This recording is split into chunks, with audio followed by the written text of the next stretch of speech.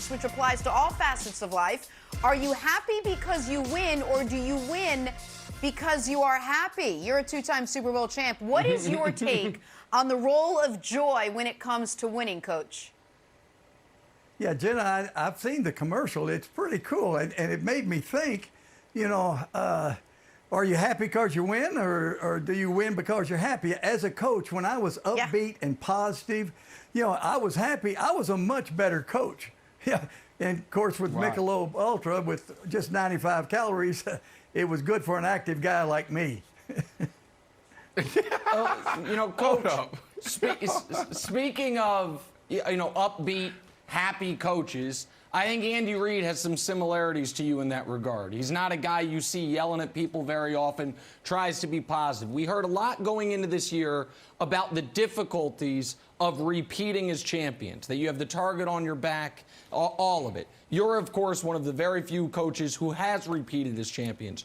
What is some of the added difficulty you found in year two, and how are you guys able to succeed, and what in that have you seen the Chiefs doing similarly or differently to what you guys did? Yeah, I talked to Brett Veach about this, general manager, and of course Andy knows. He's been in this league a long time, one of the greatest coaches ever to coach in this league. After you have success, any company, any successful team, yeah, everybody in the offseason says, well, what about me? I didn't get a big enough contract. You know, I didn't get enough accolades. I didn't get enough credit.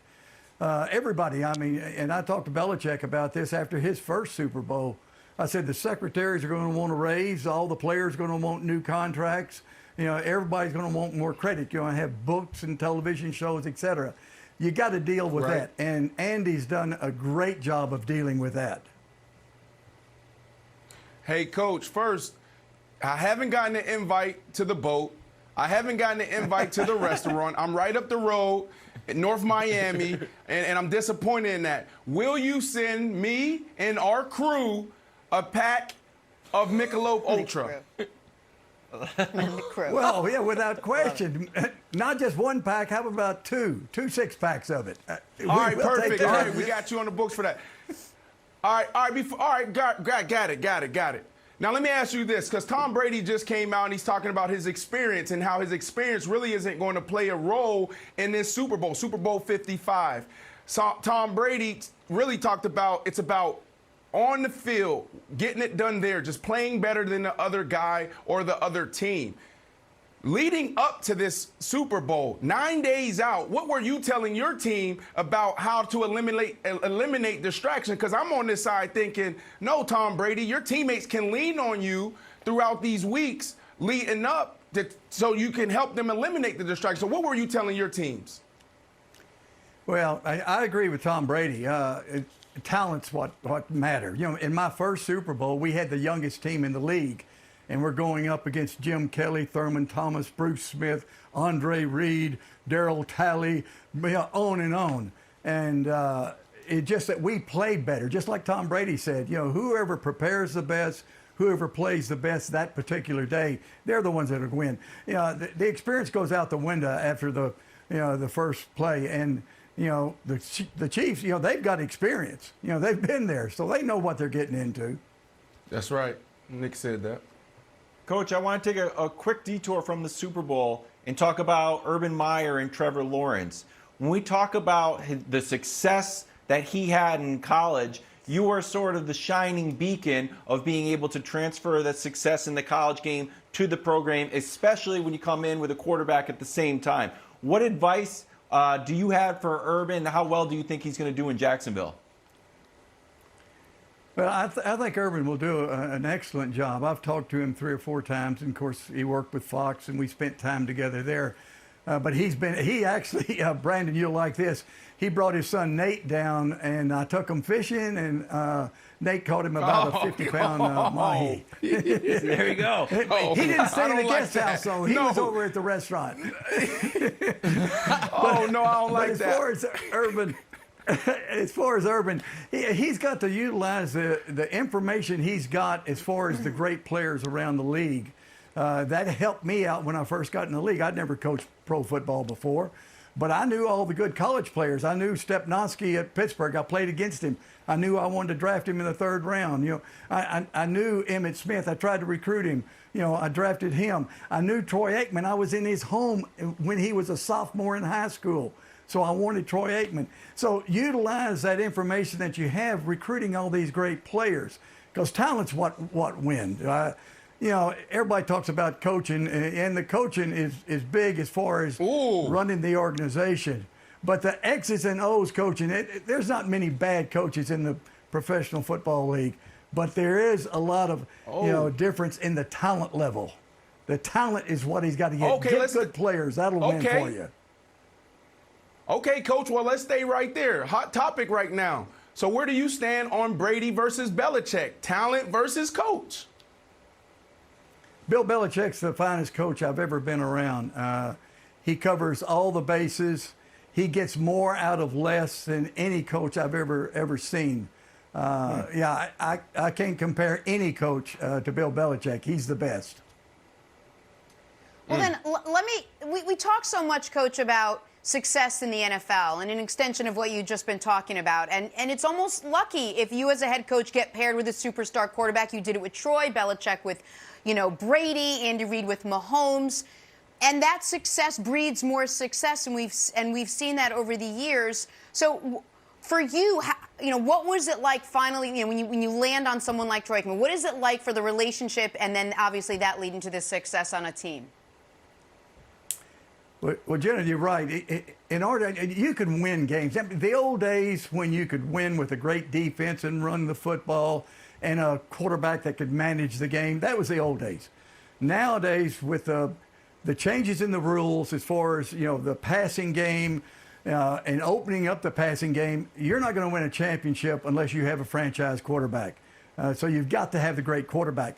But now once you get this great quarterback, you got to surround him with talent. I remember after our second year, Troy hurt his shoulder, and we would have made the playoffs the second year. But I said, Troy, I'm sorry you didn't make the Pro Bowl. He said, Coach, just keep surrounding me with talent. I'll make plenty of Pro Bowls.